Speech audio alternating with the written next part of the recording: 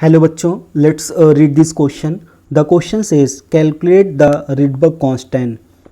If is known that wavelength difference between the first line of Balmer and Lyman series is equal to 5312 angstrom. तो इस question को solve करने से पहले कुछ की कंसेप्ट यहाँ पे डिस्कस कर लेते हैं. की कंसेप्ट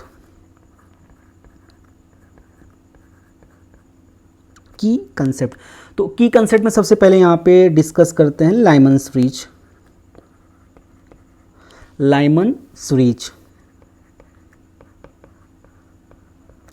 अगर कोई भी इलेक्ट्रॉन nth एक्साइटेड स्टेट से फर्स्ट ऑर्बिट में अगर जंप करता है, जो वेवलेंथ यहाँ पे निकलती है, तो उसकी वेवलेंथ का जो फॉर्मूला यहाँ पे होता है 1/λ equal to r 1/1 square minus 1/n square.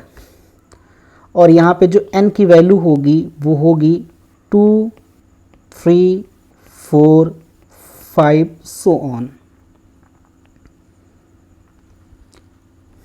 यहाँ पे सेकंड की कंसेप्ट डिस्कस करते हैं. यहाँ पे बामर series.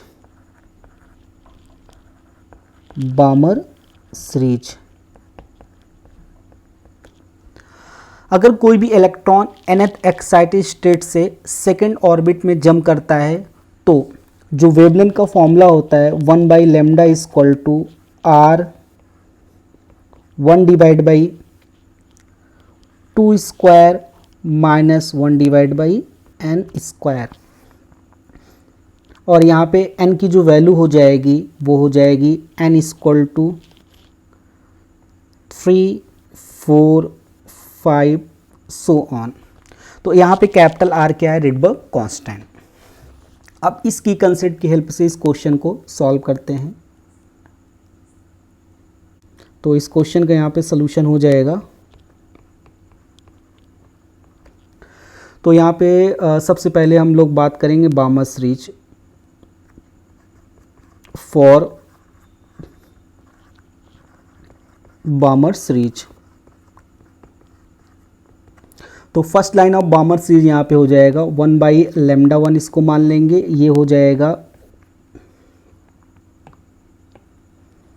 1/λ equal to r 1/2 square.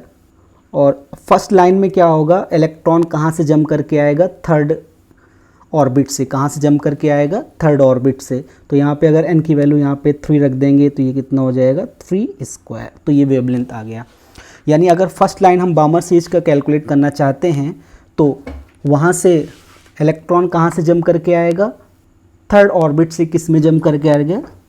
Second orbit में. तब यहाँ से 1/λ1 हो जाएगा r 1/4 माइनस 1/9. या 1/λ1 इक्वल टू हो जाएगा यहाँ पे 5r डिवाइड बाई 36. या यहाँ से λ1 की जो वैल्यू आ गई वो कितनी आ गई?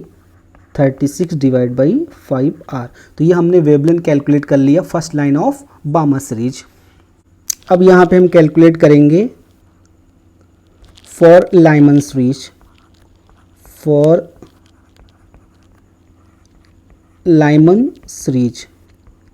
तो लाइमन सीरीज के लिए जो फॉर्मूला है 1/λ इक्वल टू 1/r. ये वाला फॉर्मूला यहाँ पे होगा लाइमन सीरीज के लिए. ये वाला 1/λ equal to r 1/1 square minus 1/n square. तो ये है 1/1 स्क्वायर माइनस 1/n स्क्वायर. यानी इलेक्ट्रॉन अगर nth एक्साइटेड स्टेट से फर्स्ट ऑर्बिट में अगर जंप करके आता है तो जो वेवलेंथ यहाँ पे निकलती है वो लाइमन सीरीज में आएगी. अब यहाँ पे हमें लाइमन सीरीज क्वेश्चन में यहाँ पे कैलकुलेट करना है first line of Lyman series. तो इसको यहाँ पे λ2 मान लेते हैं. 1/λ2 इक्वल टू हो जाएगा r 1/1 square minus 1/n square. तो यहाँ पे हमें first line of Lyman series calculate करना है. तो first line of Lyman series के लिए यहाँ पे इलेक्ट्रॉन यहाँ पे सेकेंड ऑर्बिट से जंप करेगा. कहाँ पे जंप करेगा? सेकेंड ऑर्बिट से. तो यहाँ पे अगर n की वैल्यू 2 रख देंगे, ये क्या हो जाएगा? 4. तो यहाँ से अगर हम लेमडा 2 यानी ये हो जाएगा 1/λ2 equal to R 3 divide by, या लेमडा 2 यहाँ से आ जाएगा 4 डिवाइड बाई 3r। तो ये हमने कैलकुलेट कर लिया wavelength of first line of Lyman series, और यहाँ पे हमने कैलकुलेट किया था wavelength of first line of Balmer series. अब यहाँ पे क्वेश्चन में हमें क्या दिया है कि दोनों का difference first line of Balmer series and first line of Lyman series किसके इक्वल है, 5312 एंगस्ट्रॉम। अब यहाँ पे अगर हम अकॉर्डिंग टू क्वेश्चन यहाँ पे बात करते हैं, तो according to question first line of Balmer series, first line of Lyman series, ये किसकी इक्वल है, 5312 एंगस्ट्रॉम, जो क्वेश्चन में यहाँ पे गिवन है। यहाँ पे लेमडा 1 क्या हो गया, wavelength of first line of Balmer series, and lambda 2 यहाँ पे हो गया first line of wavelength of first line of Lyman series. अब यहाँ पे लेमडा 1 की वैल्यू यहाँ पे कैलकुलेट की गई है, ये देखो लेमडा 1 की वैल्यू यहाँ पे 36 डिवाइड बाई 5r।